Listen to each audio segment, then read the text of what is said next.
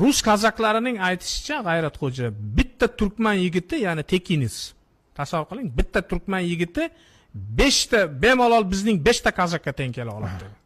Bu hayotda jangga bu men qoyil qoldim. U kazaklar Fransiya o'sha hatto Fransiya Napoleon imperiyasini tormor qilganda u kazaklar. Ya'ni Napoleon kazaklarga qoyil qolgan. Qoyil qolgan. Lekin kazaklar aytganku Napoleon 20 mingta kazagim bo'lganda dunyoni olardim degan. Lekin kazaklar kazak buni aytayaptiki, bizni bitta kazakka 5 ta kazagimizga bitta turkman tekiniz teng kela oladi. Albatta, mana shunday xalq.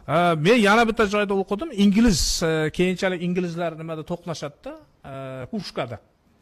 Kushkada ingliz afg'on qo'shini Rossiya qo'shini bilan to'qnashgan paytda endi ruslar tarafiga baribir og'diriladi-da, turkman qabilalari. Boshqa iloji qolmagan. Shunda inglizlar aytgan ekanki, yaxshi ham afg'onlar bu tekinlarda emas ekan, turkmanlarda emas ekan. Hatto eng jangovar afg'on ham bularga teng kela olmaydi degan.